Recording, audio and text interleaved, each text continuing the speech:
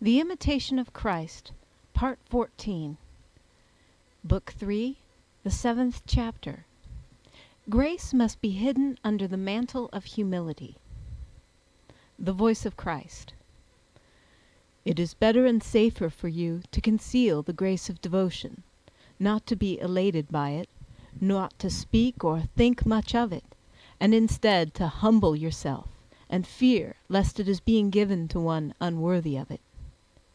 Do not cling too closely to this affection, for it may quickly be changed to its opposite.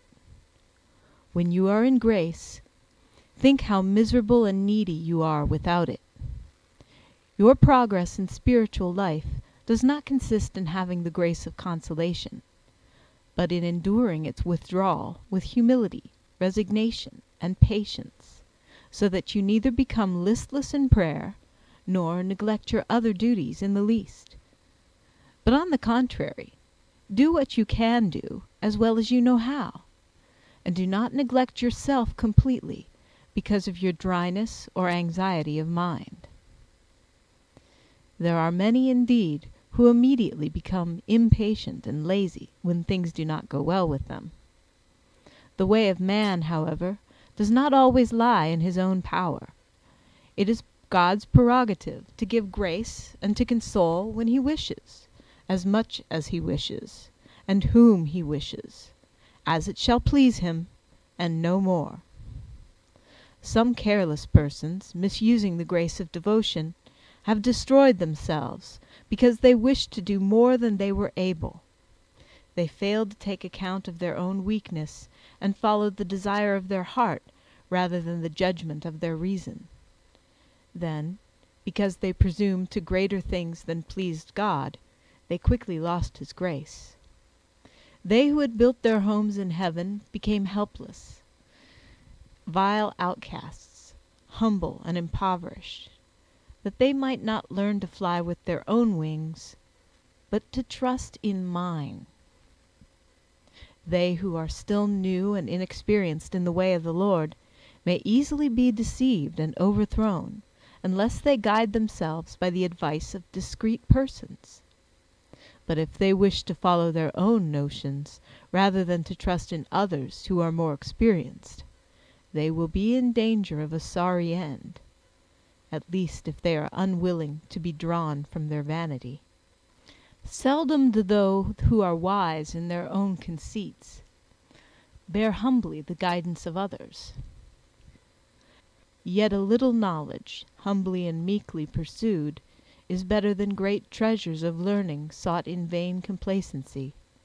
It is better for you to have little than to have much, which may become the source of pride. He who gives himself up entirely to enjoyment acts very unwisely, for he forgets his former helplessness and that chastened fear of the Lord which dreads to lose a proffered grace. Nor is he very brave or wise who becomes too despondent in times of adversity and difficulty, and thinks less confidently of me than he should. He who wishes to be too secure in time of peace will often become too dejected and fearful in time of trial. If you were wise enough to remain always humble and small in your own eyes, and to restrain and rule your spirit well, you would not fall so quickly into danger and offense. When a spirit of fervor is enkindled within you, you may well meditate on how you will feel when the fervor leaves. Then, when this happens, remember that the light which I have withdrawn for a time as a warning to you and for my own glory may again return. Such trials are often more beneficial than if you had things always as you wish.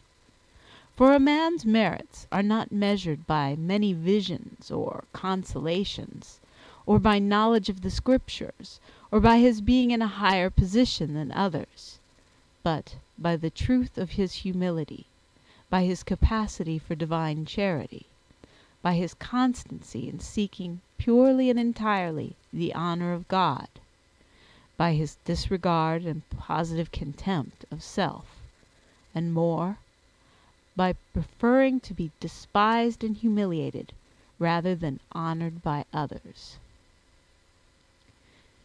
The 8th chapter. Self-abasement in the sight of God. The disciple. I will speak to my Lord, I who am but dust and ashes. If I consider myself anything more than this, behold, you stand against me, and my sins bear witness to the truth, which I cannot contradict.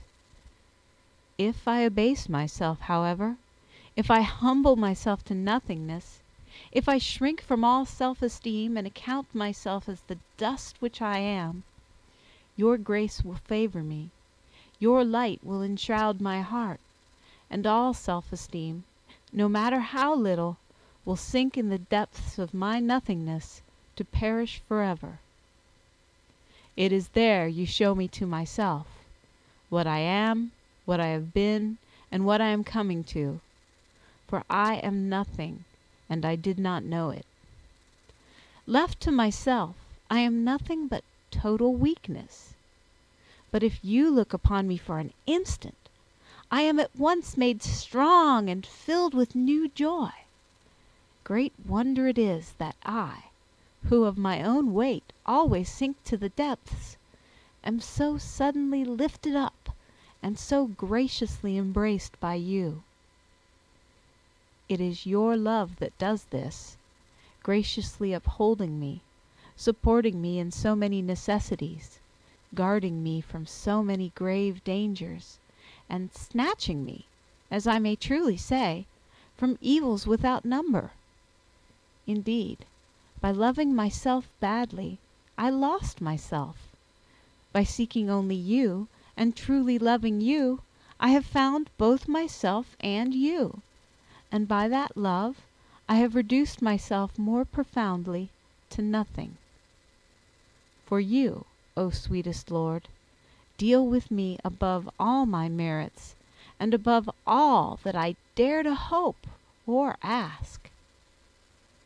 May you be blessed, my God, for although I am unworthy of any benefits, yet your nobility and infinite goodness never cease to do good, even for those who are ungrateful and far from you. Convert us to you, that you may be thankful, humble, and devout, for you are our salvation, our courage, and our strength. End of part 14.